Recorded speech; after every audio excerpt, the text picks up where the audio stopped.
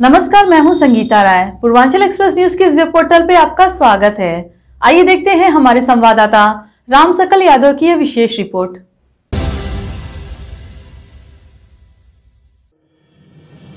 मदरसा Arabia कासिमुल Uloom मगवारा के प्रधानाचार्य मुफ्ती अब्दुल कादिर ने अपने समुदाय के कुछ लोगों पर गंभीर आरोप लगाए।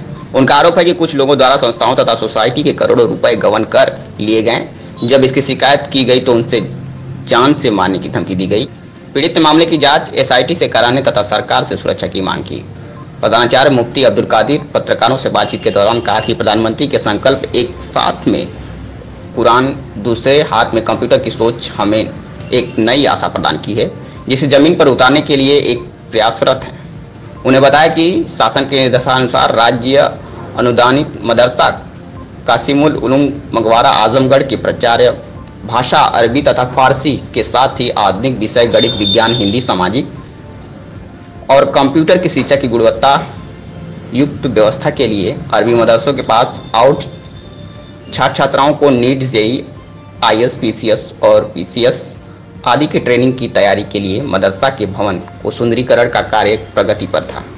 फर्नीचर प्रोजेक्ट, स्मार्ट बोर्ड लगाने के साथ ही 24 सेट का कंप्यूटर लैब, प्रधानाचार्य एवं लिपिक कार्यालय व पुस्तकालय के डेकोरेशन तथा ग्राउंड में खेलकूद के उपकरण लगाने व गार्डन तैयार किए जाने कार्य प्रगति पर था।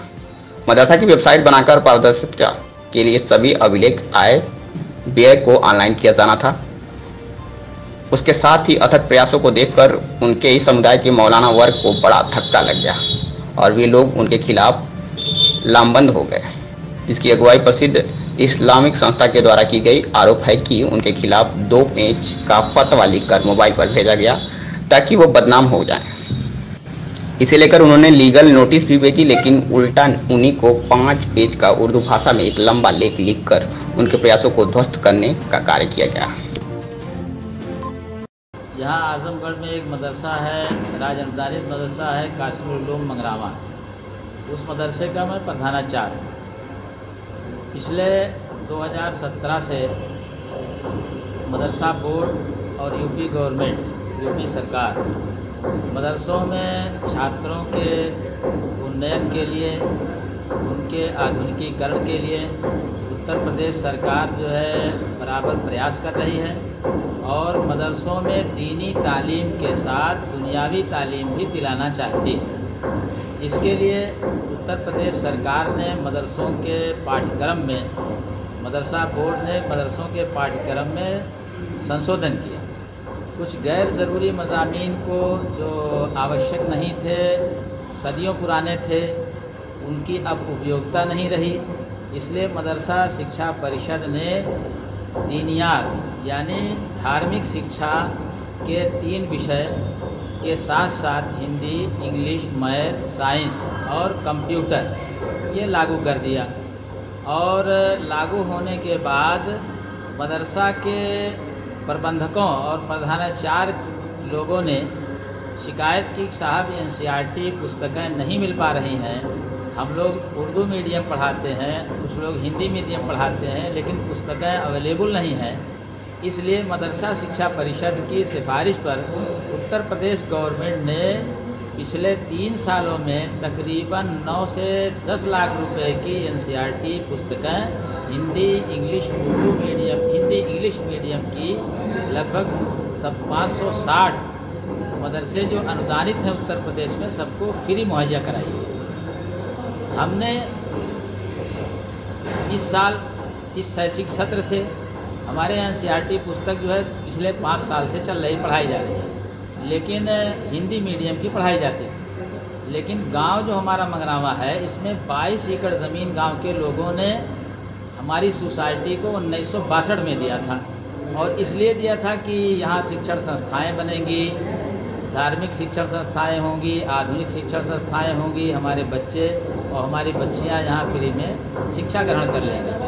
अब इंग्लिश मीडियम का जो 2-4-10 साल से बाहर आई, तो उसमें गांव के छात्र बाहर जाने लगे, क्योंकि हमारे यहाँ एक मदरसा है कासिमुल उलूम, जिसका मैं प्रिंसिपल हूँ।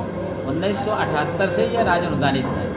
और वहीं बगल में एक लड़कियों का मदरसा है, वो भी राज अनुदानित, कुछ पीसीएस और कुछ नीट क्वालिफाई हो गए तो फिर तो मंगरावा का नाम अपने देश नहीं विदेशों में भी जाना जाने लगेगा। मैनेजर साहब तैयार हो गए, कमेटी में प्रस्ताव हो गया। 6 जून को हमने जो है इसका टाइम टेबल भी लागू कर दिया, लेकिन बाद में जब हमने कहा कि इसकी वेबसाइट बनेगी और वेबसाइट बना करके हम मदरसे के सभी अभिलेख को ऑनलाइन करेंगे, तो मैनेजर साहब को जो है इससे तकलीफ़ होने लगी।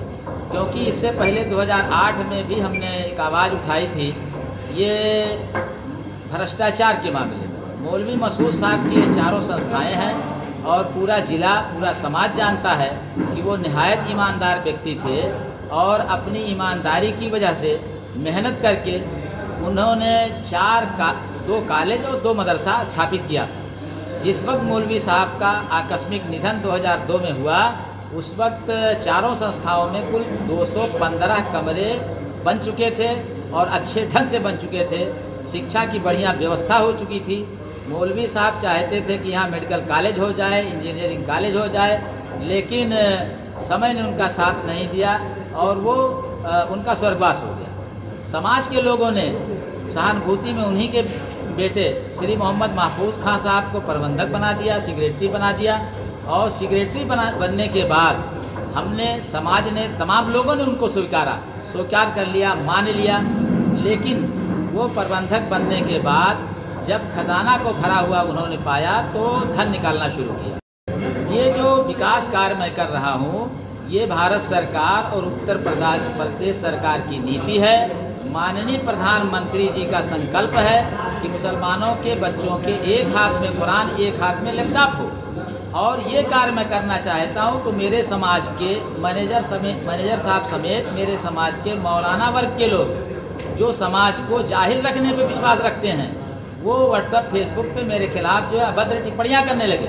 मैंने जब विरोध किया तो देवबंद से मेरे खिलाफ फतवा मंगा लिया गया और फतवा का फतवा को जो है सोशल मीडिया पे फैला कर मुझे बदनाम करने की कोशिश की गई। आज हालत ये है कि मैनेजर साहब के बहुत करीबी हाफिज मोहम्मद तैयब साहब हैं, हमारी कमेटी के सदस्य हैं। 17 तारीख को वो इस्तीफ़ा देने का मेरे ऊपर दबाव बना रहे थे।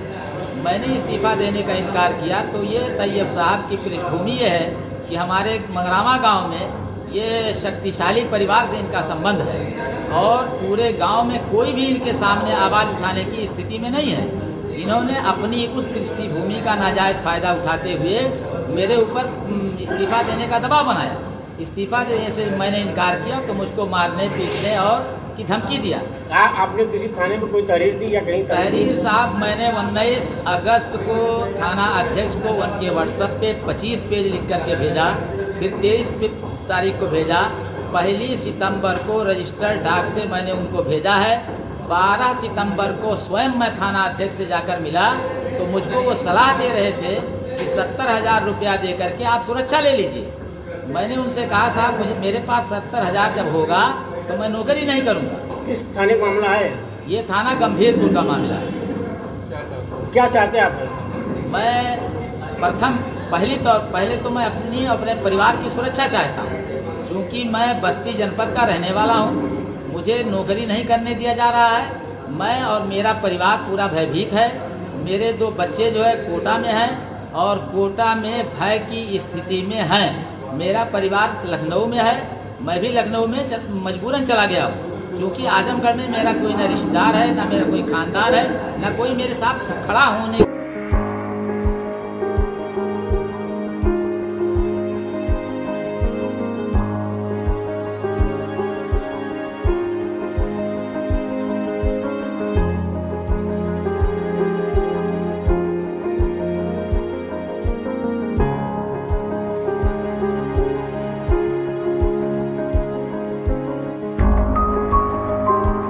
अगर आपको हमारी खबर पसंद आई हो तो हमारे चैनल को लाइक, सब्सक्राइब और शेयर जरूर करिए।